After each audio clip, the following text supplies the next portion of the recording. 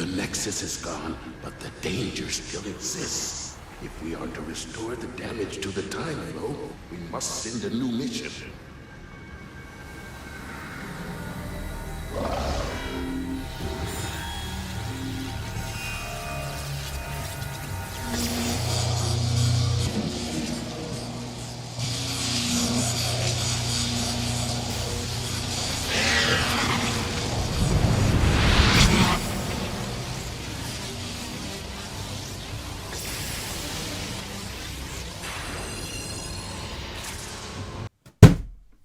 I need your clothes, your boots, and your motorcycle.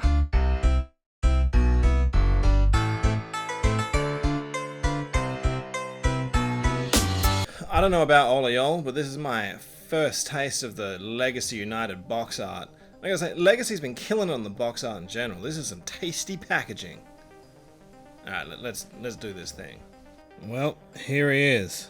Vok Regulator come to put an end to time disturbances? Or the warrior from the sky promised by the Covenant of Primus, born of love? And in true Fusor fashion, he is both of those things. One thing is two things. Two of them mixed together. So for those of us not too familiar with the bad boy of Talon and Claw, here's the gist. So he got introduced for the show when the Vok realized that the destruction of Earth hadn't quite gone down the way that they thought it would. So they used the captured bodies of Air Razor and Tigertron, sucked out their sparks, chucked in some crazy new Vok device spark, bam! Off to Earth. Once he got there, he was wanting to take out Megatron, wanting to attack everyone, reset Earth. Super powerful, omni-powerful, Mary Suatron. But then, partly thanks to Tarantulas, and partly because of the undying robo-love of Tigertron and Air Razor, their sparks followed him from the Vok world down to Earth, went into him when they thought he was dead, brought him back. Does he have amnesia? Does he have a meld of memories? What's his deal? He's not quite sure. You know he's a good guy. But he only hangs around for 3 episodes before ultimately going down in one hell of a blaze of glory in a last man stand against the Nemesis piloted by Megatron. Now, why make such a powerful character, such a drop in the cosmic ocean of Beast Wars? That is because Hasbro made the creators write him into the show because they had the toy. Then decided they weren't going to do the toy. Kill him in 3 episodes. But then, you know what? We'll release the toy. So for, 90s kids, they saw him come, they saw him go. A few months later, he's on the shelves. Several years later, he's back in our life. TigerHawk. So, first impressions, he has just as odd a shape as the original did. They did their best to try and get it close to the show model, but the show model was already based off the toy. The toy is weirdly stacked, so, he ends up coming off looking a little like Bartholomew Kuma. But, given that's what we got then, this is a fantastic update and representation for what you can do now. Such a great sculpt and deco, so much metallic goodness to all of his paint. Not to mention this kind of like goldy plastic, which you'd have to assume by now they found a cure for that syndrome. And then just so much surface detailing all the way through him. I remember at one of the live eventy things, Mark saying that he actually worked into it the texture files from TigerHawk and Air Razor to, lean into it all as much as humanly possible. And I'm all about it. Everywhere you look, the surface detailing is all robo tendons and pistons and actuators and surface detailing and cybernetics and scaled bird talons and textured tiger heads. He's looking like, straight out of the 90s. This is big 90s energy. He's a Todd McFarlane, Rob Liefeld fever dream. Just look at that mug. Ah, the 90s. When ugly was awesome. His articulation, like you might expect, with so much going on, is a little bit of a mixed bag. So we'll start from the top and work our way down and around. That head is on a ball joint, and then his neck piece has a little bit of back and forth, so he can give it his best night at the Roxbury. I broke the window again. Shoulders, because of said asymmetry, are weird. So this one can kind of only come up to about there, unless you cheat it a little bit. You can pop the back of that head and get much more out of it, which I don't really see as that big of a deal. That joint on there, at least on mine, is really stiff, and so that arm will often, come undone for transformation. And because of so much going on with the pauldrons, these hawk talons just keep wanting to pop up. On the other side, his weird piloty bauble bubble goes up, so you can get that much out of there. They do twist, but not all the way because of the wings, you can forgive that. And on both arms, bicep swivel, probably just past 90 out of those elbows. Not too bad. In what can only generously be called an interesting choice, no wrist swivel on a later class. A little disappointing, seeing as it's become quasi-standard for Voyagers to have articulated hands. Studio Series Optimus Primal had articulated fingers. Waist is on a swivel, but the swivel is under his skirt, so you know, you'll have to move that. This is the one time where a figure having that sort of apron crotch piece doesn't super bother me, because he's got his Chewbacca pelvis underneath, and you know, given that it's kind of samurai armaments, I find I can forgive it being mounted above the waist. Those hips are on quite crunchy ratchets. It can come out about yay far depending on, you know, where that leg's coming from. I do like the way that it's so sculpted and it sits inside that hip piece. That's some real Steel Mecha Live stuff right there. Past 90 for the knee, but it will break that shape, which is a shame. Would have been great if that went all the way around. Very generous ankle tilt.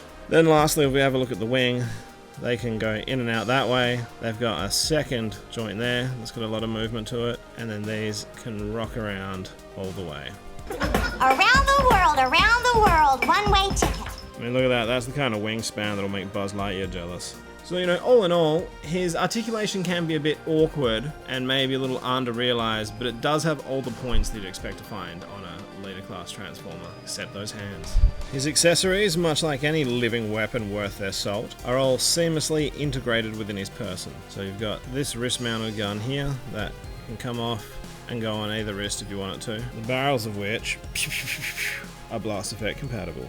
From there, it's all about those wings. These sections on his wing can face that way for like a triple shotgun kind of dealio, or you can fold them out for some massive cannon action. Again, blast effect compatible. These barrels also detach, so you can maintain your like triple shotgun thing. Then if he's feeling it, that also gives him some handheld action. Or I suppose if you really wanted, obviously as well, they could go on his wrist and channel a little bit of Bay vs Ironhide energy. Just kidding. I just wanted to show him my cannons. But then that's not all. To replicate a toy and show feature of virtually any feathered bot really, those pinion feathers, I think they're pinion feathers. Pinion missile! With a little finagling, they can come off so you can pretend that he's done the, pew! Shooting me feathers dealio, or they can be wielded as, well, I mean, I guess they kind of have like a blade-like quality to them, but it is a little bit Southern Lady of him. I've always relied on the sparks of strangers. Now, as silly as the reality of, feather axes is, you'd have to assume they're made out of some kind of techno-organic steel, so they're real serrated and awful. Plus, who's going to quibble with this guy coming at you? By way of a comparison, let's first peep him alongside the bots that died so that he could live. Tigertron and Airdrazor. I mean, that's Gestalt principles at work right there, right? The sum of the parts being greater than the whole. And we obviously got to go ahead and compare him to the original that made all this possible. Like, this is still a great toy, but this is undeniably a truer representation of the character that we got on screen. And I know nowadays as well, partly budgeting, partly collector taste, but we've done away with action features in favour of accuracy and articulation, and as much fun as action features are, I'm wholeheartedly on board with just a cooler action figure. I feel like my copy of this figure at least has done like a literal Bayverse Jetfire, and all of his features are so rickety and so happy to fly off on their own. Vac metal, man. What's not to love? What I'm absolutely loving about these new updates of Beast Wars and Unicron Trilogy and Robots in Disguise and whatever the hell other characters you want, it makes you realize how generous your memories are to some of these figures. Like, they're still great toys, but in terms of how much you thought they looked like the character at the time, these new figures are just killing it. Now to bear witness to the most powerful transmetal tool Fusor ever created. Wings back, bird feet away. Detach shoulders from that little peg there. Open out that chest. Bird feet right out the way. Tilt that whole section forward. Disconnect and tilt that whole section back. Then you want to pivot this whole section so the lion head heads towards the wings. Fold up, separate those legs right out. Full yoga and bring that whole part down and around. Now if you're doing it right, this should click in. And you want to come down here, twist that head around, fold it up into what was his chest cavity. Now on both of those arms, you can open that bottom panel, flip that hand in, close it back up. Then we're going to take this forearm and collapse the whole thing down along that abdomen. Then if everything's, in position like it should be, so there's a slot and a tab there, you're trying to get them peg in so that you can actually get this thing closed. Holy smokes, that was difficult. You really got to make sure it's all straight, and the trick is making sure that that is properly pushed in there. Once that's done, you can fold that cool piece down there. Now you want to make sure that you're levering this cat head piece all the way down so that that notch sits on the back of that peg. Then as long as you've got that arm around the right way, that notch there will go onto that tab there, and that'll hold this in place. Tiger style. Now, what worries Chewbacca pants can come up here and quite sturdily tab in. They'll notch in there, and you'll see there's a tab here where they can notch in up there too. Getting him where he needs to be can be challenging, but once he's there, he's really sturdy. Then fold up these kind of armored blue pieces, heel spur down, collapse it up and around, boom. Tiger foot. Then for the back legs, it's really pretty simple. You just give him the old chicken leg. Then the last thing to do is just grab that gun, put it on facing backwards, and then he has his weird little, I don't know, cloaca cannon.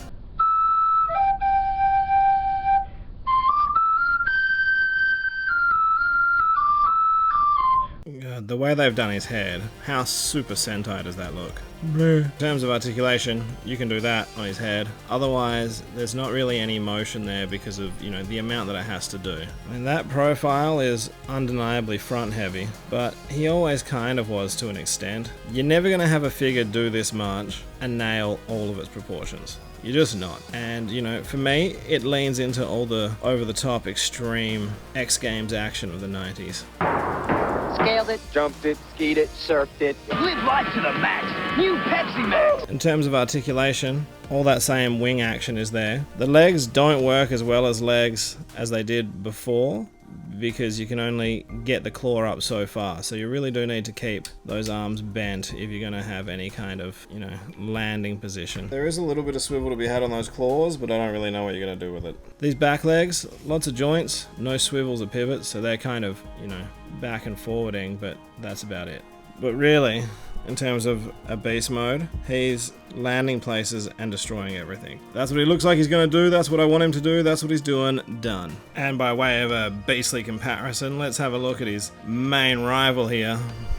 Transmetal 2 Megatron. Ah yes, Space Cop. Color me unimpressed. Man, seeing these two together is a really solid reminder of everything that was awesome about Beast Wars. They might not be perfect, but there is so much to love here. Just the Robo Kaiju-esque beatdown scenarios alone make it worth it. I think we all know the articulation is a little bit off, the styling's a little bit weird, the proportions feel a bit strange. But you know what?